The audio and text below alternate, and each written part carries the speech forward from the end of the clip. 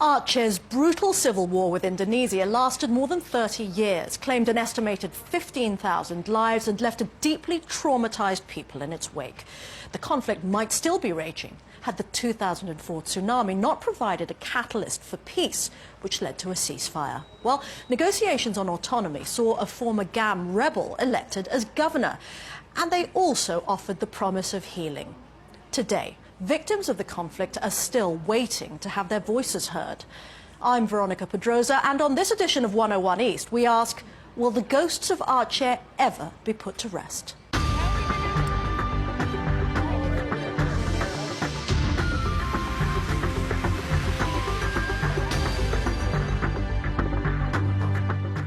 The 2005 truce promised a new start for Aceh. As part of the Helsinki brokered agreement, GAM rebels were promised compensation for surrendering their weapons, and Indonesia's military withdrew its forces. Importantly, a Truth and Reconciliation Commission, or TRC, would be set up to help the war-ravaged province come to terms with its recent past. But 3 years on from the peace deal, and tension remains between former enemies, the TRC isn't even close to being established. Fauzia Ibrahim went to Aceh to meet those grappling with the problems of peace. Pokoknya orang Aceh tetap dijajah dan dipukul dan orang-orang tua. The situation was atrocious. The people of Aceh were being oppressed. The Indonesian military was beating up everyone, even the old people. I saw no other choice but to join GAM, so I could stand up for what's right. After years of battling the Indonesian forces, Muzakir and his comrades welcomed the 2005 truce. But they soon became disillusioned with the promise of peace. Employment was hard to come by, and for Muzakir, the monetary compensation never arrived. It has been very difficult looking for a job because I was a GAM combatant. The government holds all the employment opportunities, and they still regard us as enemies. Dengan MOU itu, even with the MOU, things have not been settled, and we have not reached peace yet. That's what my GAM superiors tell me. Muzakir is not alone in his bitterness. Rights groups claim there is simmering tension amongst former combatants, security forces and conflict victims. The animosity is compounded by widespread poverty and unemployment. Observers say a Truth and Reconciliation Commission, or a TRC, would go a long way to resolving the psychological wounds of the 3-decade-long conflict. The TRC has to start with T first. It's the truths first. What is the truths? And then we can start reconciliation. Because it's easy to say forgive and forget, but to forgive, you have to someone to ask for forgiveness. No, it doesn't just work, okay, I forgive whom? But those hoping for answers will have to wait. The TRC legislation is still under review at the Constitutional Court, and next year's presidential election and the prospect of a new government could present more obstacles. Critics accuse the government of deliberately stalling the process. I believe this is because the domination and political influence of the perpetrators are still strong in Indonesia, to the point where the government has to negotiate and compromise their decisions. Others, however, see the absence of a TRC law as a blessing in disguise. The situation is not yet so stable, and I don't want to inflame anyone. We just exited from the conflict time, right? Not long ago. We are still warm. Yeah, we feel warm still. So we need time to cool down a bit, and then when we psychologically ready, we do it. It's no surprise tension remains between the former enemies, now forced to live as neighbours. The Indonesian military's operations against Aceh's rebels were marked by reports of extrajudicial killings, forced disappearances and torture. Evidence of the violence is still being uncovered.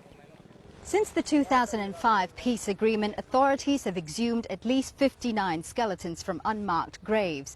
They've given them proper burials, but only 12 have been identified so far. Civil rights groups say that the establishment of a Truth and Reconciliation Commission would help provide information about the thousands of people who disappeared during the conflict. Sebab bagi para korban itu yang penting adalah mereka mendapatkan. What is important for families is the knowledge of what happened to their loved ones who died or went missing and where their bodies were buried. For Islam, it is very important that the dead receive proper burial ceremonies. Mereka masih dendam, masih marah. It is obvious there is still a lot of anger, dissent and desire for revenge. On the other hand, there are those who still live in fear of history repeating itself. Artinya TRC. The TRC is meant to be a mechanism to bring the perpetrators of human rights violations to justice, but it would also serve as a catalyst to restore peace at a grassroots level. But even if the commission is eventually set up, not everyone is confident justice will be served. In East Timor, people inducted by the United Nations are still free in Jakarta. Now, what about Aceh that we don't even know yet who are the perpetrators? Would the government be willing to arrest, the generals, the colonels who are, involved? Others, however, see the TRC as perhaps the best way to heal national wounds inflicted during Indonesia's violent history. Nah ini never again ini harus menjadi. This never again ideology is the spirit we must adopt regarding past abuses. We must say never again, so the nation can move forward democratically and break away from past grievances. Well, joining me to discuss the issues raised in Fauzia Ibrahim's report are Hendra Budian. He's Programme Director of the Aceh Judicial Monitoring Institute. It's an NGO. And Professor Satya Arinanto, an advisor to the Indonesian government's Department of Law and Human Rights. Gentlemen, thank you very much indeed to both of you for coming here to Kuala Lumpur for our discussion. Let me start with you, Hendra. You live in Aceh. Yes. 3 years after the peace agreement was signed, what's it really like there? To what extent has the peace actually been restored? Yeah, from what we see in the field is these MOUs seems like very exclusive. Yeah, it's not the memo of understanding that brought peace then. Yeah, or the peace agreement is still very exclusive. This peace process should be for Acehnese. This peace process not only for the both parties. For example, like the both parties who signed the agreement. What I mean, the government of Indonesia and the Free Aceh movement. This peace process should be for the Acehnese. So that's why 3 years already, the Acehnese still get nothing from the positive impact from this peace process. And there's another fear, which is the possibility of more violence. Just recently, I understand that that there were former GAM combatants who were killed in a very brutal attack in Aceh. Can I turn to you now, Professor Arinanto? Yes. Why is it taking so long, in fact, for the Truth and Reconciliation Commission to be established? Because wouldn't that go some way to prevent, an outbreak of violence, this simmering discontent in the island? Yes, as you know, after the signing of Memorandum of Understanding, we already enacted Law Number 11 of 2006 on the government of Aceh. And based on that law, the Truth and Reconciliation Commission in Aceh will be established based on the National Truth and Reconciliation Commission. But as you know, that the Indonesian Constitutional Court has rejected the law. And then we now preparing the new law based on the Constitutional Court decision. There's a fear, isn't there, by some critics, observers, that part of the reason why it's taking so long is the government is deliberately stalling the process because people who were accused perpetrators during the war of human rights abuses are still politically dominant. What's your response to that? First of all, I'm not the government. I'm just an expert who helped the process because I wrote a dissertation. I also wrote. But you're close to the process, so I just wonder what your observations are.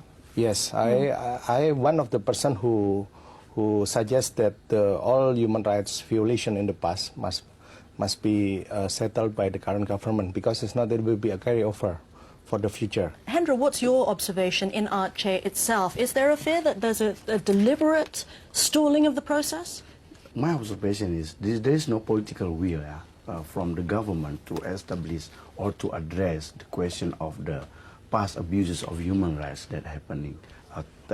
Taking place in Aceh during the conflicts. I really just want to hit at what is holding back the island of Aceh from real peace, from real reconciliation and prosperity.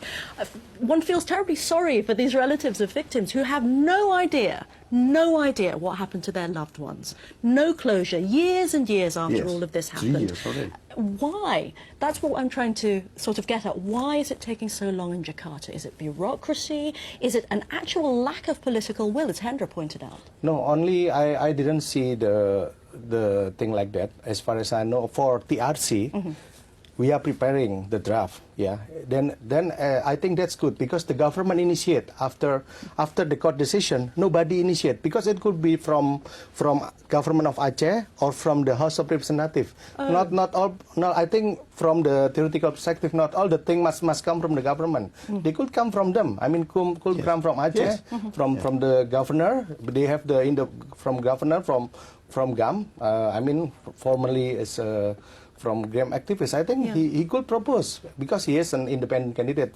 What he said. I mean, he could propose to the central government and also through the House of Representatives, not only from the government, but in fact, the government take the initiative to prepare the draft. Actually, not from. I didn't see any draft from the others. I mean, I didn't see. And that's really interesting. That's very interesting. We're going to have to take a break, though, at this point. But when we come back, we will hear one mother's story from the Aceh conflict. Stay with us for that.